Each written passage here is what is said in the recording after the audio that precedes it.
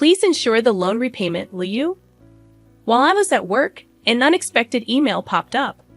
Upon hastily reaching out to him, Greg calmly began to explain, "Oh, sorry about that. I've fallen for someone else and decided to start a new life with her." Furthermore, he revealed his plan to take the luxury car recently purchased in my name with a loan. Despite my attempts to dissuade him, my husband ignored me, abruptly ended the call, and became unreachable.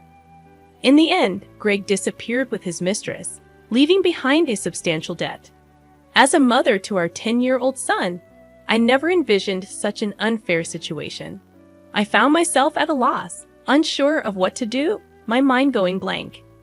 At 35 years old, my name is Hannah, and my husband Greg is the same age. We were a family of 3, including our intelligent 10-year-old son Ryan. Ryan had displayed remarkable intelligence from a young age, reading papers on the computer and seeking my opinion on complex topics. In contrast, Greg was unstable, never holding down a steady job. Despite my full-time job and concerns about our future, Greg had recently maintained a stable income for 3 years. Lately, Greg spoke of making memories as a family, leading us to decide on buying a $35,000 camper van. However, due to Greg's inability to pass the finance company's loan review, I ended up taking the loan for the car. On the eagerly awaited delivery day of the camper van, I received an abrupt email from Greg stating he would graciously take the delivered van since the loan was in my name, and I would handle the repayments. Confused, I called my husband immediately, only to hear him confess, "Well, I've fallen in love with another woman and decided to date her. I intended it to be just a fling, but it turned serious, so I'm thinking of starting over my life with her. Bye." He mentioned the divorce papers we had discussed during a previous fight, declared he would file them, and unilaterally ended the call. This exchange marked the first time I realized I had been betrayed by Greg, a shocking blow. Subsequent attempts to contact him yielded no response. When I returned home from work and checked the drawer where the divorce papers should have been, they were already gone, leaving me burdened with a significant debt from a $35,000 car loan. Despite my repeated attempts to reach out to my husband through emails and calls, I never received a reply. Ryan, noticing my unusual behavior, came to check on me with concern after dinner. "Mom, what's wrong? You haven't been eating much lately. Are you okay?" Yeah, maybe. I'm just tired." When people lie, they look up to the right. Lying is bad. I've noticed Dad hasn't been home for 3 days. Did something happen between you two?" Startled by Ryan's sharp words, I took a deep breath to calm myself. Feeling that I could no longer hide the truth, I decided to tell Ryan everything. "I see. It's just like Dad to do something like that. Aren't you sad?" "No. I kind of understood from how things were going." Ryan, seemingly foreseeing the future, appeared unconcerned about our parents' divorce, but I knew he must feel sad about it in his heart. While silently apologizing to Ryan in my mind, I worked desperately, trying not to think about the dreadful events. However, my body was honest, and gradually my health deteriorated. There was a training session planned at work that day, but I couldn't stand up and ended up squatting down. "Sorry, I can't stand up right now. I need to take a break." I heard my colleagues' voices full of concern, but I couldn't respond and collapsed. When I regained consciousness, I found myself in a hospital room. I received a diagnosis from the doctor that I needed detailed examinations, and I was admitted to the hospital. Hannah thought, "I feel so pathetic. It's supposed to be just emotional stress." Looking at the IV drip in my arm and the white ceiling of the hospital room, tears naturally started to flow. At that moment, Ryan, who is usually calm, rushed into the room with an extremely worried look, prompting me to quickly wipe away my tears. "Mom, what happened? Is it serious? You're not going to die, right?" "Of course not. I wouldn't leave my dear son alone." That's good, really. I was called by the school teacher and told that you were taken to the hospital. I was so shocked. My heart nearly stopped. Ryan is usually mature for his age, but he's still only 10. I felt a strong resolve to get better for his sake, but my condition was worse than I thought, and I was diagnosed with a serious illness. The doctor advised, "You should have surgery as soon as possible. Please make a decision quickly, following the doctor's advice." I underwent surgery, and by the time I was discharged, it had been a month since Greg had left. When I returned home and opened the mailbox, I found a demand letter for the car loan payment. Hannah thought the repayment should have been automatically deducted from my account. In panic, I checked the account balance with my cash card, and the balance, originally $20,000, was now only $33.90. Hannah thought, Greg did this. I want to ask him to return the money, but I can't contact him. What should I do? Since I don't have the camper van, I can't sell it. After Greg left, everything seemed to be going in a bad direction, and my mood sank deeper. Seeing me saddened by my series of misfortunes, Ryan put his hand on my forehead. "You look pale. Are you feeling sick again? You don't seem to have a fever, though."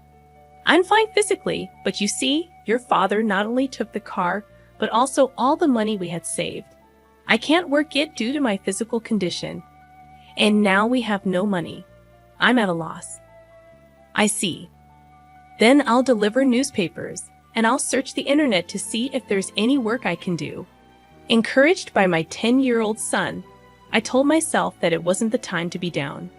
"Sorry for worrying you. I can't afford to be weak. I'll change my mindset and try to do whatever I can," I said, smiling at him. Ryan also smiled back and then said something unexpected. "Let's plan how to get the car back from Dad." "How can we do that? The camper van is in your name, right?" "Yes, but what about it?" "Then maybe we can?" Ryan suggested an idea that I couldn't even imagine. I had never thought such an idea could exist. "Also, I have no idea where your father is." "Then let's check on my phone." A month ago, once when we went hiking as a family, surprisingly, Ryan, who is usually very reliable, got lost. At that time, we bought a kid's cell phone on Ryan's suggestion and installed a GPS app on it, which both Greg and I could access. With this app, I can see where Dad is in real time, and he's been moving around a lot. "Oh, is that so? But what if we find him, and he just says something vague and escapes again?" As I pondered this, Ryan smiled and made an intriguing suggestion. "Don't worry, I've already taken precautions." "What did you just say?" To my astonishment, Ryan had acted independently while I was in the hospital, achieving something unbelievable. I thought, I can't believe such a smart child came from me. Understanding Ryan's words, I was simply amazed. He had even caught wind of Greg's mistress. "All right, let's teach Dad who betrayed us a lesson." "Okay, let's start the plan right away." Together, my son and I prepared for that moment. Hannah thought, with Ryan by my side, I'm invincible. Bring it on, anywhere, anytime. 3 days later, my phone rang. "Ah, it's me. Please, I need your help." "Oh, who might this be? Don't play dumb." "It's your husband. Obviously, I'm being questioned by the police about you. At this rate, they might ask me to come to the police station voluntarily. Help me out." "Oh, is that so? Just wait a moment then." I immediately went with my son to where Greg was, and to my surprise, it was a forest park near our house where camping was possible. Greg was being questioned by the police in front of his car, looking bewildered. Feeling pathetic, I sighed and told the police we needed to have a talk as a couple and asked them to leave for a while. At that time, Greg seemed uncomfortable being watched by the people around us and urged Ryan and me to get into the car. Inside the car, Greg's mistress was sitting cross-legged, glaring at us, but that was no longer important. "Sorry about that. Thanks for coming. But why did the police suddenly show up at my place? I don't get it." "That's because I filed a report about the missing camper van." "What? Why would you do that?" "It's obvious, isn't it? My car was stolen." Greg, foolishly thinking that actions between spouses can't be criminal, was saying nonsensical things. But the world isn't that naive, you know. You filed for divorce, remember? Forgot? So we are strangers now. And you're driving a stranger's car without permission. That's a crime. Ryan figured all this out. Typical, sharp as ever, that kid. But I didn't steal the car. I just borrowed it for a bit. Oh, is that so? Well, I'd like to use my car now. So could you return it? That would be really helpful. As I reached out my hand, asking Greg to return the keys, he reluctantly handed them over after confirming it was returned. Ryan quietly started talking. Hey, why did you abandon your family and choose to play around with this woman? Caught off guard by his son's unexpected question, Greg was flustered and awkwardly scratched his head. Seeing this, Greg's mistress chuckled smugly and started talking. It's because I'm more attractive than your mother. Look at me, you can see it, right? He fell head over heels for me and decided to leave his family. Quiet. I didn't ask you, old lady. Dad, you answer. Mandy was silenced by Ryan's stern tone, but Greg remained quiet. If you can't explain, that's fine. I'll just have the police come back and arrest you. Wait, hold on. Okay, I'll talk. Mandy, it turns out, joined Greg's company 3 months ago. They were attracted to each other and became involved at the welcome party for new employees. Later, it was discovered that Mandy was pregnant, and Greg decided to start a new life with her, leaving us behind. Why did you take the camper van? I quit my job and thought about selling the car for money. But it seems like you were using it quite a bit, weren't you? I thought it was a waste to sell it right away, so we decided to go on a trip. Wait, how do you know all this? Remember when Ryan got lost? After that, as a precaution, we bought him a kid's cell phone and installed a GPS app. Did you forget? We installed it on your phone too, so I knew where you were all this time. By the way, I later found out from Ryan that he had pretended to get lost during our family hike because he wanted a cell phone. I was amazed at Ryan's ability to think and act so strategically. I suspected something was off with Dad, so I came up with this plan to monitor his actions. You really are a terrifying child. I will never become an adult like you, Dad, who betrays important people without a second thought. Greg, faced with the hard truth Ryan told, was a pitiful adult unable to offer any rebuttal. In contrast, seeing Ryan, only 10 but able to think and speak his mind firmly, gave me a sense of strength as a mother. I felt I couldn't lose, especially in settling things properly. Also, return the $20,000 you withdrew from my account right now. That was our joint property as a couple. I don't have to return it. No, it's not that. The money was what I saved little by little since I was single after all.